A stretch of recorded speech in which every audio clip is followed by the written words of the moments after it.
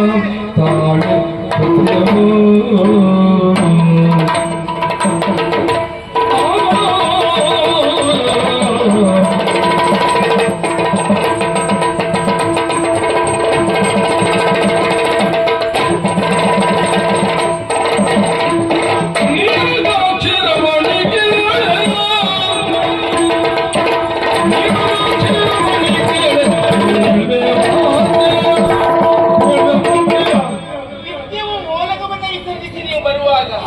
ಯಾವುದು ರಾಜಕೀಯದ ಚಿಂತೆಯ ಬಗೆಗಾಗಿ ಒಂದು ರೀತಿ ಬೇಸರದಿಂದಲೇ ಇರುವುದು ಹೆಚ್ಚು. ಹೌದು, ಆದ್ರೆ ಇವತ್ತು ಹಾಗಲ್ಲ.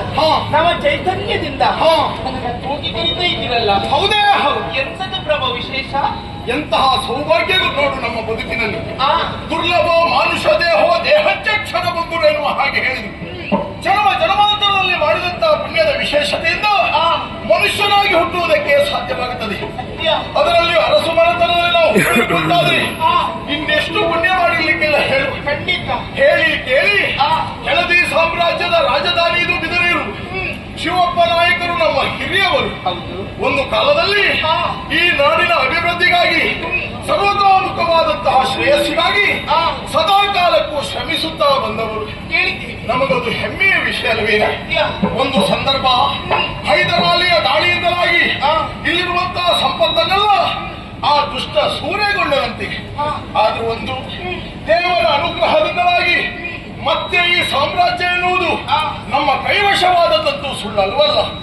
ಸಾಮ್ರಾಜ್ಯದ ಸಾರ್ವಭೌಮನಾಗಿ ಮೆರೆಯುವಂತಹ ಆ ಒಂದು ಸೌಭಾಗ್ಯ ಈ ಹೊತ್ತಿನಲ್ಲಿ ವೆಂಕಪ್ಪ ನಾಯಕರಾಗಿರುವಂತಹ ನನ್ನ ಬದುಕಿಗೆ ಪ್ರಾಪ್ತಿಸಿದೆ. ನಿಮ್ಮ ಅರ್ಧಾಂಗಿಯಾಗಿ ನಿಮ್ಮ ಜೊತೆಗೆ ಈ ಬೀದನೂರಿನ ಸಾಮ್ರಾಜ್ಯ ಆಗುವಂತಹ ಮಹಾ ಸೌಭಾಗ್ಯ ಈ ವೀರಮ್ಮನಿಗೆ ಒದಗಿದೆ. ಸತ್ಕುಲ ಪ್ರಸೂತೆಯಾದಂತಹ ನಿನ್ನ ಕೈ ಹಿಡಿದದ್ದು ನನ್ನ ಬಾಳಿನ ಸೌಭಾಗ್ಯ ಅಂತ ನಾನು ಭಾವಿಸ್ತೇನೆ. ನನ್ನ ಸುಯೋಗ ನನ್ನ ಮನೆಯನ್ನ ಪ್ರವೇಶ ಮಾಡಿರುವಂತಹ ಸೌಭಾಗ್ಯ ದೇವತೆಯೂ ಹೌದು, ಮಹಾಲಕ್ಷ್ಮಿಯೂ ಹೌದು. ನೀನು ಇವತ್ತಿನ ವಿಶೇಷ ಏನು ಗೊತ್ತೇ? ಒಮ್ಮೆ ಊರು ಬಿಟ್ಟು ನಾನು ಘಟ್ಟ ಕೆಳಗಿಳಿಬೇಕು ಅಂತ ಆಸೆ ಆಗ್ತಾ ಉಂಟು. ಏನು ಘಟ್ಟ ಕೆಳಗಿಳಿಬೇಕು ಅಂತಾದ್ರೆ ಅದಕ್ಕೆ ಏನಾದ್ರು ಸಮಸ್ಯೆ? ಖಂಡಿತ ಸಮಸ್ಯೆ ಅಂತಲ್ಲ, ಯಾವ ಭರವೂ ಇಲ್ಲ. ಹಾಗಲ್ಲ, ಕರಾವಳಿ ಪ್ರದೇಶದಲ್ಲಿ ನಮ್ಮ ಅಧಿಕಾರ ವ್ಯಾಪ್ತಿ ಎನ್ನುವುದುಂಟು. ನಮ್ಮ ಮಾಂಡಲಿಕರಲ್ಲಿದ್ದಾರೆ ಅಲ್ವಾ? ಕೆಲವು ಕಾಲವಾಯಿತು ಈ ಸಾಮ್ರಾಜ್ಯವನ್ನ ಬಿಟ್ಟು ಕೆಳಗಿಳಿ ಇಳಿಯದೆ ನಾವು ಅಲ್ಲಿರುವಂತಹ ಆಗು ಹೋಗುಗಳನ್ನ ನಾವು ಪರಿಶೀಲಿಸಲೇಬೇಕು ತಾನೆ. ಅಲ್ಲಿರುವ ಸಮಸ್ಯೆಗಳಿಗೆ ನಾವು ಆಗಾಗ ಸ್ಪಂದಿಸಲೇಬೇಕು ತಾನೆ. ಜೊತೆಯಲ್ಲಿ ವಿಶೇಷವಾಗಿ ಧಾರ್ಮಿಕ ಕ್ಷೇತ್ರವೂ ಹೌದು, ಜೊತೆಯಲ್ಲಿ ಪುಣ್ಯ ಕ್ಷೇತ್ರವಾಗಿರುವಂತಹ ಕರಾವಳಿಗೆ ನಾವು ಹೋಗಬೇಕು, ದೇವರ ದರ್ಶನವನ್ನು ಪಡೆಯಬೇಕು. ಅಲ್ಲಿ ನಮ್ಮ ಅಧಿಕಾರ ವ್ಯಾಪ್ತಿಯಲ್ಲಿರುವಂತಹ ಪ್ರದೇಶಗಳನ್ನ ಸೇರಿ ಅಲ್ಲಿಯ ಸಮಸ್ಯೆಗಳನ್ನ ದೂರ ಮಾಡಬೇಕು ಎನ್ನುವ ಹಾಗೆ ನಾನು ಆಸೆಯನ್ನು ಹೊತ್ತಿದ್ದೇನೆ. ನಾವಿವತ್ತು ತಿರುಗಾಟಕ್ಕೆ ಹೊರಟ್ರೆ ಮತ್ತು ಮರಳಿ ಬರುವುದಕ್ಕೆ ಬಹಳ ದಿವಸ ಬೇಕಾಗಿತ್ತು. ಕಷ್ಟದಿಂದ ಇಲ್ಲಿಗೆ ಬರ್ಲಿಕ್ಕೆ ಎಷ್ಟು ಸಮಯ ಬೇಕು? ಈ ಗೆಳತಿಗೆ ಒಂದ್ 2 ದಿವಸ ಉಳಿದ್ರು ಸಾಕಾಗ್ತದೆ, ಬರ್ಬೋದು. ಹೋಗ್ಲಿಕ್ಕೆ ಬರ್ಲಿಕ್ಕೆ ಕಾಲ ಹೆಚ್ಚು ಬೇಡವೆ? ಅಲ್ಲಿಯ ಸಮಸ್ಯೆಗಳನ್ನ ಸ್ಪಂದಿಸುವುದಕ್ಕೆ ಬಹಳ ಕಾಲ ಬೇಕಾಗಿತ್ತು. ಅಂದ್ರೆ ಒಂದು 2-3 ತಿಂಗಳುಗಳೇ ಕಳೆದು ಹೋದು. 2-3 ತಿಂಗಳು ಹೋಗಬಹುದು. ಹೌದಾ? ಹಾಗಾಗಿ ನಾ ಹೋಗಿ ಬರುವ ತನಕ ನಿಶ್ಚಿಂತೆಯಿಂದ ಈ ಸಾಮ್ರಾಜ್ಯದಲ್ಲಿದ್ದು ಸಾಮ್ರಾಜ್ಞಿ ಆದಂತಹ ನೀನು ಎಲ್ಲ ವ್ಯವಹಾರಗಳನ್ನ ಚೆನ್ನಾಗಿ ನೋಡ್ಕೊಳ್ಬೇಕಾಯ್ತಾ? ಈಗ 3 ಮಾಸ ನಿಮ್ಮನ್ನು ಬಿಟ್ಟಿರ್ಬೇಕಾ? ಹೌದು. ಅಯ್ಯೋ, ಆಗುದಿಲ್ಲ ಪ್ರಭು.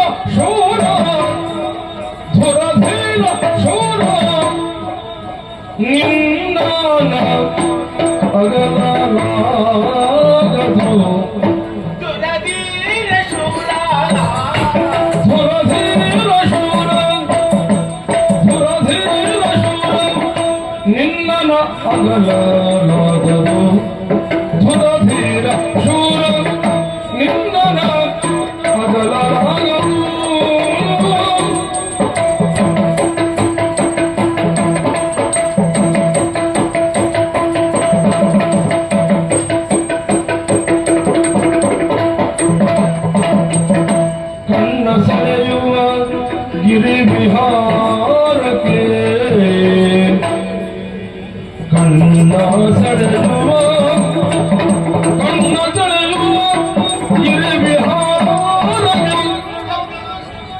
ಮುನ್ನವರುವೆನು ಕಾಂತ ಸಂಗಕ್ಕೆ ಸೆಳೆಯುವ ಗಿರಿವಿಹಾರಗೆ ಮುನ್ನ ಬರುವೆನು ಕಾಂತ ಸಂಗಕ್ಕೆ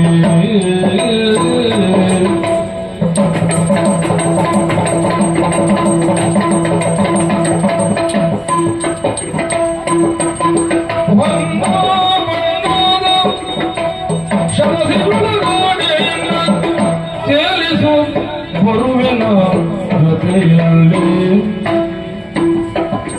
ಬಣ್ಣ ಬಣ್ಣದ ಶರಧಿಯೊಳಗಡೆ ಎನ್ನ ತೇಲಿಸು ಬರುವಿನ ಜೊತೆಯಲ್ಲಿ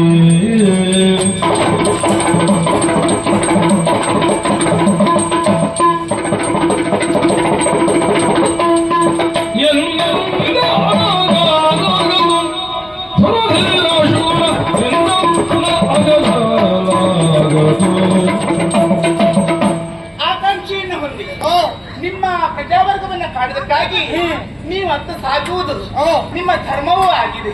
ಹೇಗೆ ಪ್ರಜೆಗಳನ್ನ ಮಕ್ಕಳಾಗಿ ನೀವು ಪೋಷಿಸಬೇಕು, ಪಾಲಿಸಬೇಕು, ಹಾಗೆಯೇ ನನಗೂ ಒಂದು ಬದ್ಧತೆ ಅಂತ ಉಂಟಲ್ಲ, ಸದಾ ನಿಮ್ಮ ನೆರಳಲ್ಲೇ ಇರಬೇಕೆನ್ನುವುದು.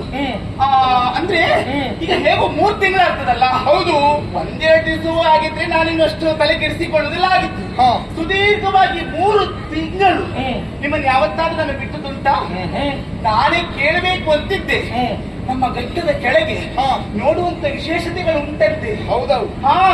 ಪುಣ್ಯ ಕ್ಷೇತ್ರಗಳ ತವರೂರಂತೆ ಅದು. ಮಾತೆ ಮೂಕಾಂಬಿಕೆ ದೇವಿ ತನ್ನ ನೆಲೆಯನ್ನ ಸ್ಥಾಪಿಸಿಕೊಂಡಂತಹ ಕ್ಷೇತ್ರ ನಿತ್ಯ ಹಸಿರಾಗಿ ಕಂಗೊಳಿಸ್ತದಂತೆ. ನಮ್ಮ ಘಟ್ಟಕ್ಕೆ ಕಡಿಮೆ ಇಲ್ಲಂತೆ.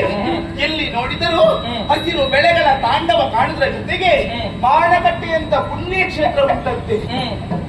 ಕಲಿಯುಗದಲ್ಲಿ ಪವಾಡವನ್ನ ಬೀರುವ ಬ್ರಹ್ಮಲಿಂಗೇಶ್ವರನ ನೆಲೆಯಲ್ಲಿ ಉಂಟಂತೆ.